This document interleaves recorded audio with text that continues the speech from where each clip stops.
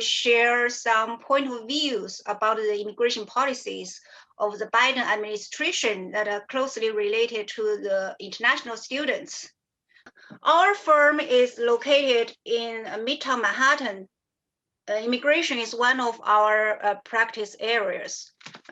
Personally, I have nearly 10 years of working experience practicing immigration law. I have helped thousands of international students apply for H-1B visa, other working visa, and green cards, and also help them solve problems while they studying and living in the US.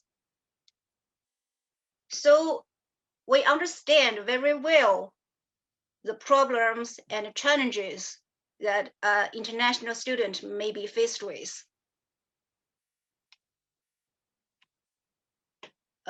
During the past 4 years, the international students, or I have to say the whole immigration community, had a really hard time under the Trump administration because the former President Trump took the attitude of anti-immigration. He thought the international students stole the jobs of the Americans, and so his policies were very unfriendly to international students.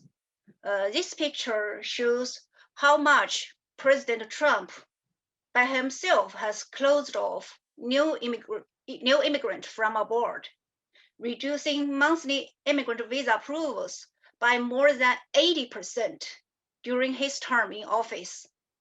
Even before his pandemic-related policies, the monthly average rate of immigration from abroad had declined by 1/3 from fiscal years 2016 to 2019.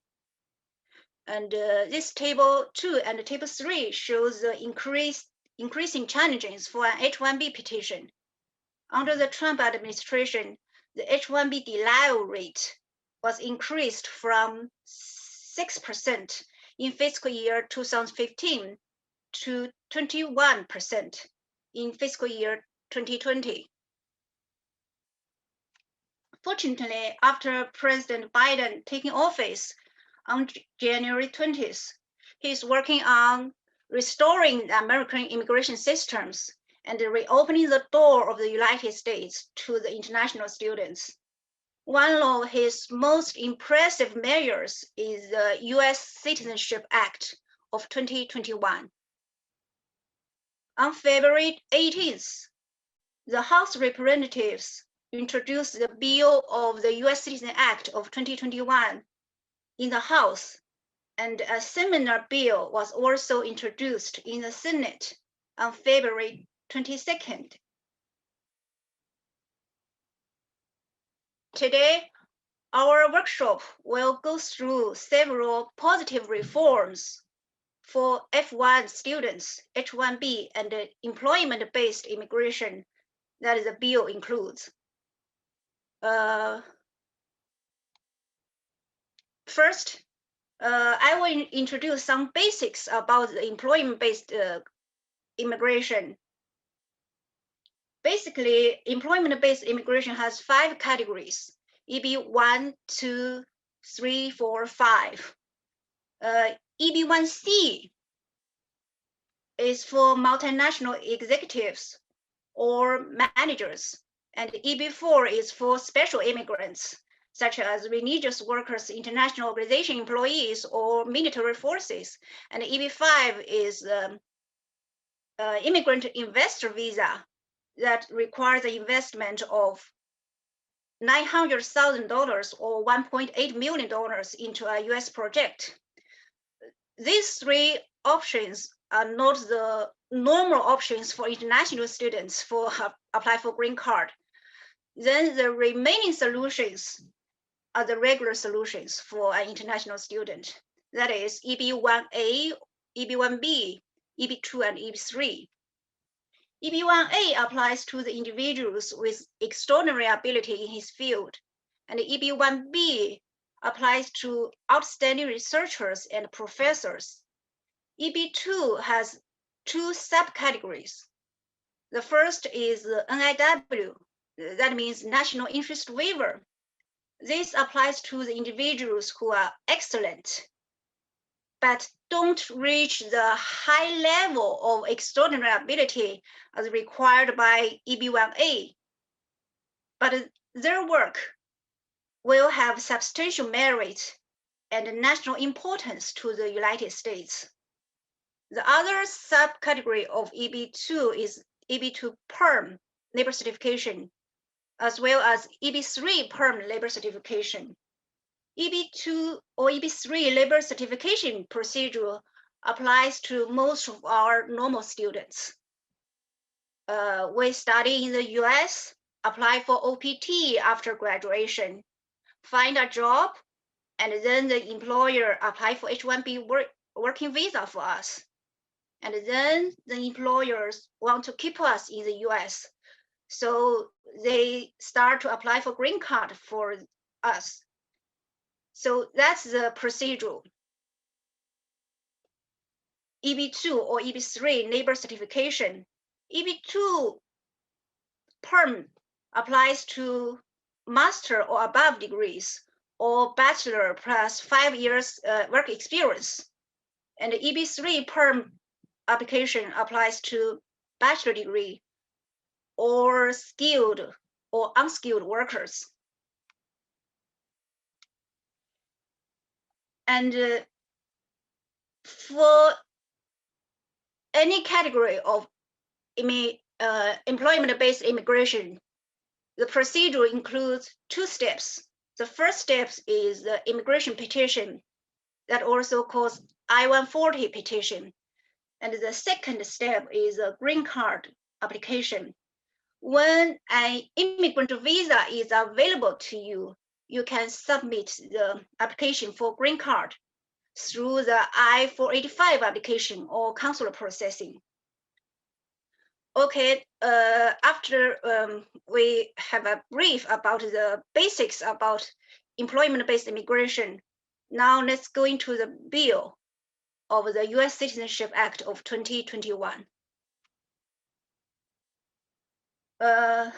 First, we'll introduce about the proposed rules about F1 visa. The first rule about F1 is to clarify dual intent for post-secondary students. I think every international students have the same experience when you apply for an F1 visa at the US consulate. Because F1 visa is a non-immigrant visa, you have to prove that you maintain a residence in your home country, you have ties to your home country, and you will go back to your home country after graduation. But this bill changed the rule. It allows for immigration intent for college students. So if you come to the US as an F1 college student, you don't need to prove that you don't have the intent to immigrate to the US, and you will go back to your home country after completion of your study program. And this new rule will allow F1 students to apply for green card without worrying that their immigration intent will prevent them applying for an F1 visa at the US consulate. The second rule about F1 is to allow status extension while waiting for the green card. Currently, the law only allows for the extension of H-1B beyond the 6-year limit if the H-1B employee's labor certification or I-140 petition has been pending for more than 1 year. Now the bill expands the provision to be used by F1 students, L1 intercompany transferee, and O1 visa holders. This provision has significant weight because if the measure becomes law, this provision holds the potential for an international student to bypass H-1B status and go straight to a green card. Now let's move to the proposed rule about H-1B. The first rule about H-1B is notary selection based on wage levels. H-1B has an annual number limit of 85,000, among which 20,000 are remained for H-1B employees with a US master or above degree. As you may know, for recent years, the H-1B applications were about 200,000 each year, far more than the number limit of 85,000. So the USCIS has to conduct the notary selection. Currently, the notary selection is conducted randomly. However, the bill adopted the proposed regulation of Trump administration by eliminating the H-1B lottery and replace it by awarding H-1 petition from the highest to lowest wage level. Actually, the Department of Labor published the wage data for each occupation each year and classified the wage into 4 levels. I think everybody can see this is the 4 wage level for the position of financial analyst in Los Angeles area. And the below picture shows the 4 wage levels for software developer in Philadelphia area. So if the bill takes effective, when H-1B registration received during the annual initial registration period are more than necessary to reach the annual cap, instead of random selecting, the USCIS will rank and select the registrations received on the basis of the highest wage level, beginning with wage level 4 and proceeding in descending order with wage level 3 and then wage level 2 and finally wage level 1. Okay, this is good news, but also bad news. It is good news because it would favor senior employee with high salaries. It also advantages larger employers that can offer higher average wages. It's also bad news because this provision would disadvantage the international students or other young people because they have less experience in the labor market and command lower salaries. It also would disadvantage startups, smaller companies that cannot afford high salaries. The second proposed rule about H-1B is to grant employment authorization to the spouse and child of H-1B employees. Previously, a spouse or child of H-1B employees, that is the H-4 visa holders, are not able to work in the US. During Obama administration, the law changed and allowed the H-4 spouse to apply for an employment authorization if the H-1B employee, his labor certification or I-140 petition has been pending for more than 1 year, or the I-140 petition has been approved. The bill changed the conditions. According to the bill, as long as you are the spouse of the H-1B employee, you are able to apply for a work visa, and you will be authorized to work in the US. And also, the bill extends the work permit to child. As child of H-1B employee, you can also apply for a work permit. The third proposed rule about H-1B is to allow H-1B extension beyond 6 years easier. I think everybody may have the idea that the maximum validity period for an H-1B is 6 years. Usually with the first application for H-1B, it is valid for 3 years. And of course, you can apply for extension, but the maximum is 6 years. However, because the immigrant visa backlog, many H-1B employees are unable to obtain their green cards within the 6 years limit. So currently, the law allows for an H-1B extension beyond the 6 year. If the H-1B employee's labor certification is, or the I-140 has been pending for more than 1 year, or the I-140 petition has been approved. The bill changed this condition, saying as long as an EB1, EB2, or EB3 immigration petition, that is the I-140 petition, is filed for the H-1B employee, you don't need to wait for 1 year or wait for the approval. The H-1B employee will be able to apply for the H-1B extension beyond the 6 year limit. Okay, next, let's move to the proposed rule about the employment-based immigration.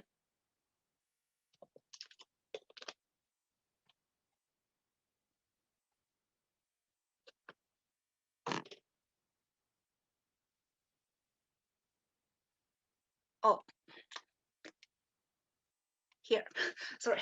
So the first rule about the employment-based immigration is to stop counting dependents against the immigrant visa limits. You know, Congress limited the number of immigrant visa that may be used in a year. Minimum 226,000 up to 480,000 to family-based immigrants, and 140,000 to employment-based immigrants.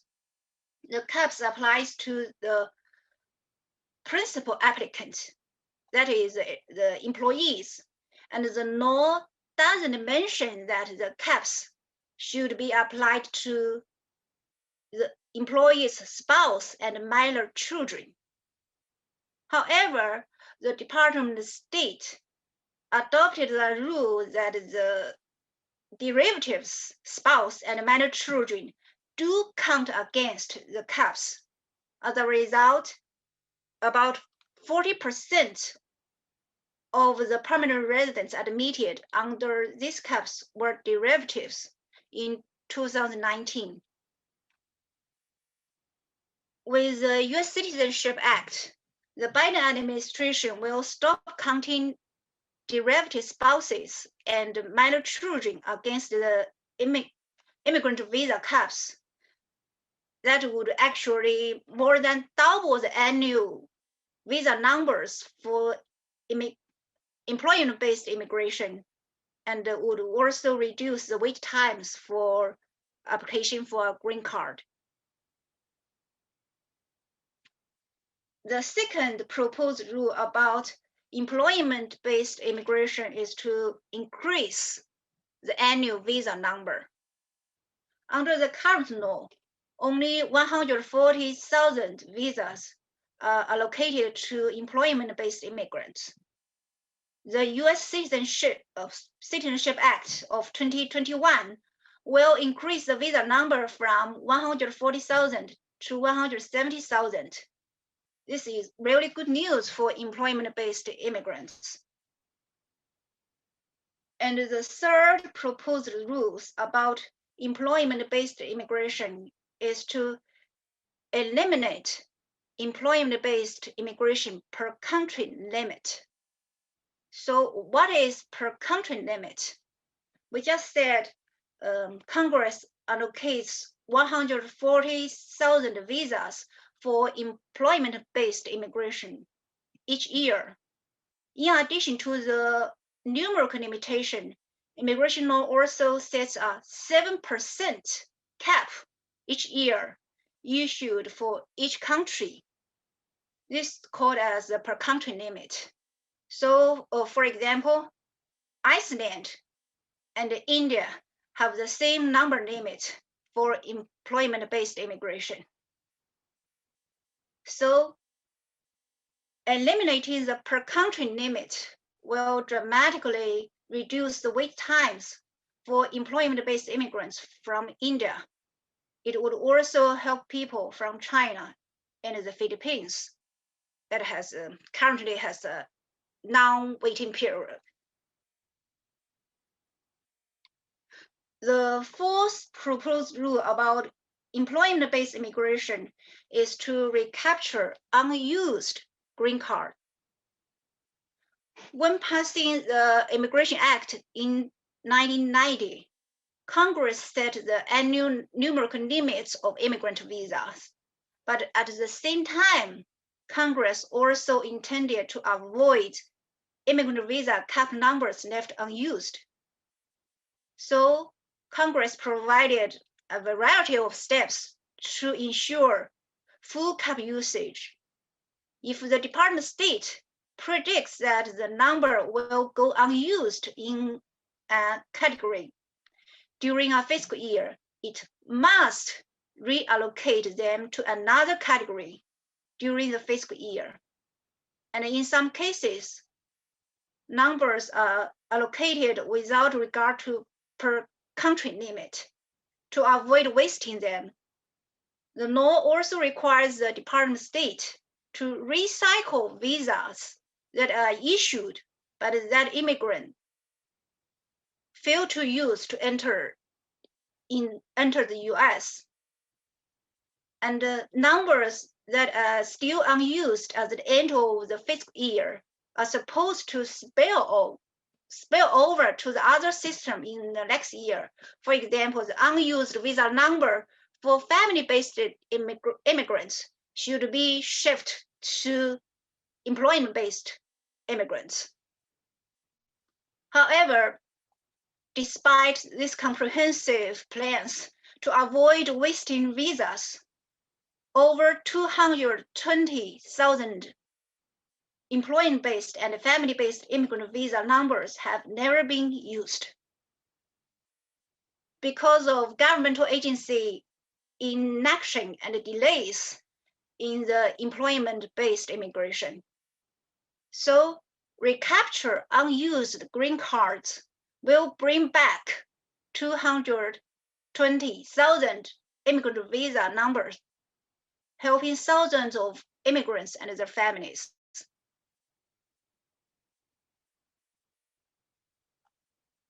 And the fifth rule about employment-based immigration is maximum wait time for a green card.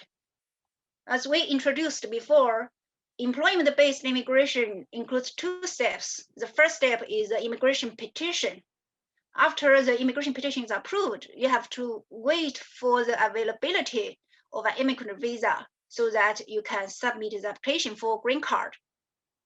Currently, the waiting period for Indian-born applicants are usually longer than 10 years, and the waiting period for China mainland-born applicants are usually about 4 to 5 years.